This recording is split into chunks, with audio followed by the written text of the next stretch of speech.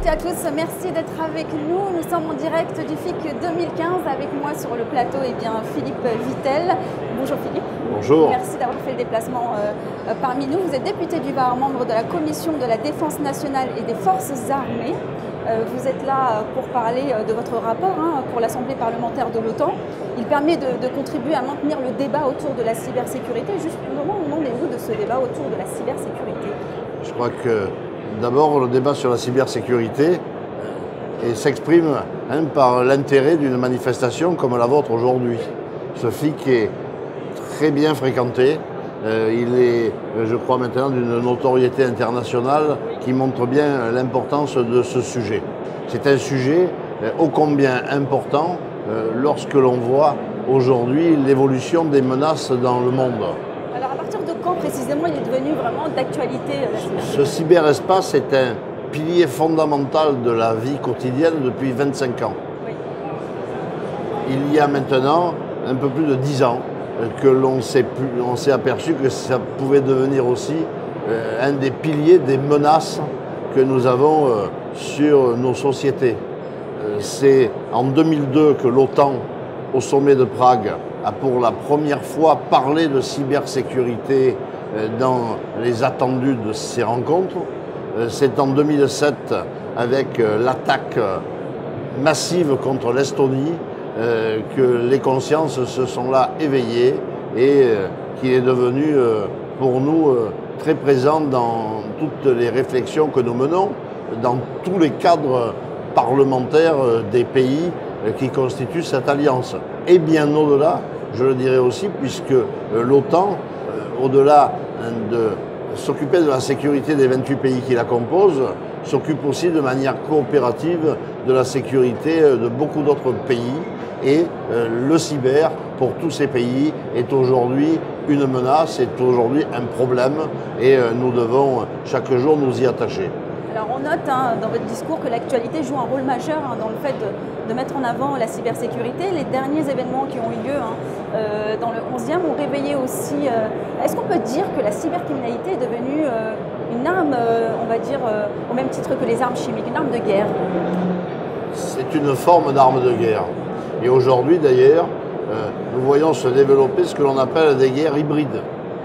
Des guerres hybrides sont des guerres dans lesquelles les attaques cyber jouent un rôle de déstabilisation avant la véritable attaque militaire. C'est un peu ce qui s'est passé ces derniers temps en Ukraine. C'est ce qui s'était passé aussi déjà en 2008 en Géorgie. C'est une nouvelle forme d'entrée en matière qui permet de fragiliser un pays, de fragiliser en particulier tous les organes vitaux qui la composent, ce qu'on appelle aujourd'hui les opérateurs d'incidence vitale, les OIV, les grandes entreprises, les grandes administrations, l'armée un peu plus difficilement, mais nous en parlerons puisque là, aujourd'hui, heureusement, les moyens de prévention et la sécurisation des systèmes est à son paroxysme, heureusement, mais il y a toujours une fragilité latente à laquelle nous ne pouvons pas échapper. Alors chaque pays a peur un petit peu d'être attaqué. Tous les pays ont intérêt à travailler conjointement, d'une part parce que ça permet de ne pas dupliquer les efforts, d'autre part parce que c'est difficile de combattre sans dépasser les frontières. Est-ce qu'ils peuvent travailler main dans la main, dans l'éventualité aussi que demain ils peuvent être aussi des adversaires?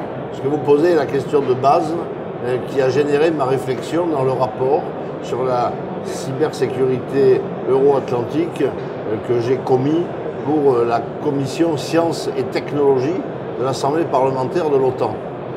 Quel doit être le rôle de chaque pays pris individuellement?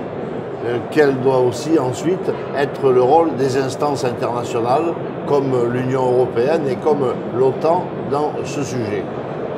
Et le fruit de ma réflexion m'a amené à considérer qu'aujourd'hui, aucun des 28 pays de l'OTAN ne doit faire l'économie d'avoir sa propre stratégie nationale en termes de sécurité.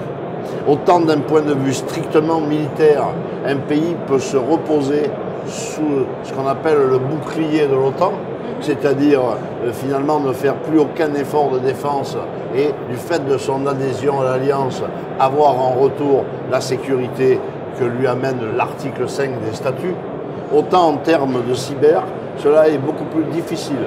Et qu'aujourd'hui, pour d'ailleurs une sécurité collective, toute fragilité d'un des 28 pays, dans un système qui ne connaît pas de frontières, qui est asymétrique, qui est supra-étatique, peut amener à une fragilité de l'ensemble.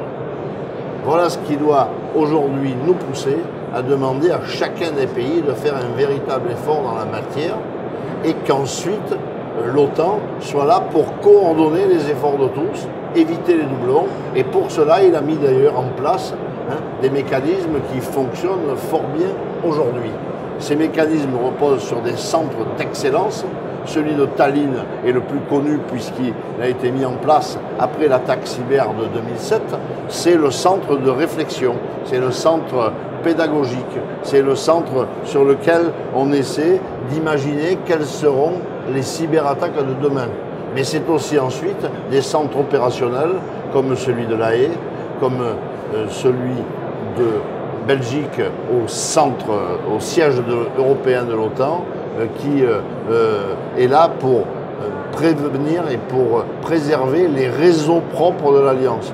Et c'est cela d'une importance majeure lorsque l'on sait que l'OTAN, dans beaucoup de nos conflits, est la structure d'intervention sur laquelle nous nous appuyons. Ce sont hélas déjà les mots de la fin. Merci beaucoup Philippe Vittel d'avoir répondu à toutes nos questions. Merci à vous de nous avoir suivis et à très bientôt au FIC 2015.